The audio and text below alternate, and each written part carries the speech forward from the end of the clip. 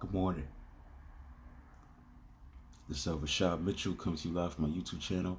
It's like a team on my part series on the professional sports teams that didn't win the championship during that season. This is part 16. The team I'll be talking about today is the 2001 San Antonio Spurs. This was a team that had the league's best record, 58-24. In the offseason, they acquired Derek Anderson and Danny Ferry. They won 23 of the last final 29 games. The San Antonio Spurs, they won 23 of their final 29 games to recapture the Midwest Division. They had a 58-24 record, and they posted a 33-8 record, the best at home. This team was the best team in the league record-wise. They had the best record in the league, and that they was going to win the championship. But they ran into the first folks. They beat the Minnesota Timberwolves in 4 games. They beat the Dallas Mavericks in 5 games in the semifinals. Then they played the Lakers, who swept them. Now, this Laker team, Kobe and Shaq were in sync as they ever was. Because that Laker team went 15-1. They only lost 1 game that was in the finals against Allen Iverson in 72. That's when Allen Iverson scored 48 points. That's unstoppable, and Lakers were able to win the rest of the series, win the rest of the way. They didn't lose a game the rest of the series, and they were dominant in the regular season, in the postseason. Now the Lakers didn't have a great regular season to their standards, similar to the first championship. The first championship, they won 67 games. Second championship season, they only won 56 games, so they wasn't as good, but they was dangerous. They're the number 2 seed.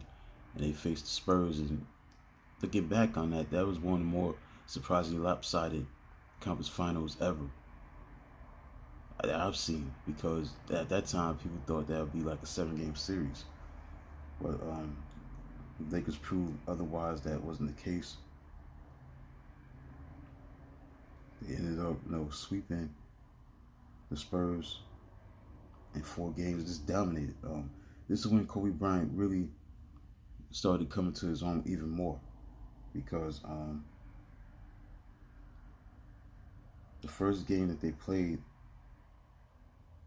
again, first foremost, at the time the Lakers had the best record in the postseason in NBA history, had a 15-1 record. Again, their only loss was to the Sixers in overtime.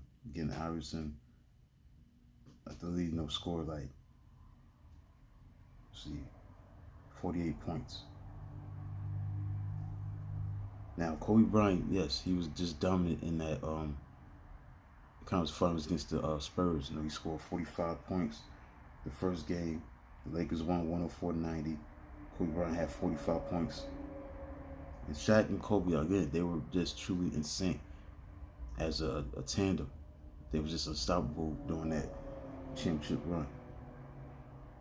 Kobe Bryant had 45 points, 10 rebounds, 3 assists, shot 19 of 35, so he shot 54% from the field. Shaq had 28 points. They combined for 73 points. Then the second game, they won 104-90, the Lakers, in game 1. Then game 2, they won 88-81. Kobe had 28, Shaq had 19, Derek Fisher had 16. They won that game. Then when the Spurs went to LA, it was just blowout city. The Lakers just blew out the Spurs, 111-72. Kobe Bryant had 36 points. Shaq had 35 points. They combined for 71 points. So again, Kobe and Shaq were in the best, chemistry. They had the best chemistry, just so in sync, so much in rhythm than ever before when they were together. When they won the 3 championships in 4 seasons, they just dominated as a tandem, and they combined for 71 points. Kobe had 36, Shaq had 35. So they blew out the Spurs in LA, 111-72. And then the next game, it was 111-82. Derek Fisher had a big game. He had 28 points. Kobe had 24, Shaq had 26.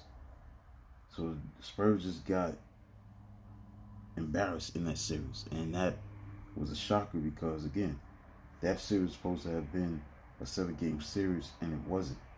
It was all about just the Lakers just dominating, Kobe and Shaq being in sync in great rhythm. As a tandem, they were unstoppable as a tandem. And Kobe Bryant was only 22 at the time. He averaged 33 points, 7 assists, 7 rebounds. Shaq averaged 27 points, 13 rebounds, almost 3 assists. They were just so in sync in this conference finals. And Kobe just continued to develop as one of the best players in the game, if not the best player. You can make a case at that time. Even though he was 22, Tim Duncan averaged 23 points a game, 12 rebounds. It just wasn't enough to overcome this Laker team that was so dominant at that time to win their second consecutive championship. Now it's to say, the Spurs, it was going to be over with them. They were able to win the NBA championship 2 years later in 2003. Because remember, they won it in 1999. It looked like they was going to win it in 2001, but they ran into a Laker team that was just, in great rhythm, unstoppable, and they was able to get the job done. So when you look at that situation, that's how it was. The Spurs just ran to a team that was just in sync, just dominate and handle their business and win the second consecutive championship. And despite, the Spurs having the league's best record, that's why I wanted to talk about them as far as like the 2000s teams. Because I'm dealing with the teams in the decade of the 2000s, teams that didn't win the championship that season. Because that team definitely qualifies as that. They should have won the championship. They had the league's best record. They were 58-24. They had home court advantage. Lakers didn't. The Lakers handled their business, and they was able to win handily by sweeping the Spurs. So that's all I gotta say about that. Yeah, I just want to look at the Lakers and the Sixers matchup. Iverson had 48 points as the 76ers beat the Lakers. Iverson had 48 points. And that was the only loss that the Lakers had when Iverson scored 48 points, and they won 107-101 on June the 6th. That was the first game. That's the only game that the Lakers lost. They were 15-1 at the time. At that time, that was the best postseason record ever. The 2001 Lakers. So that concludes this video.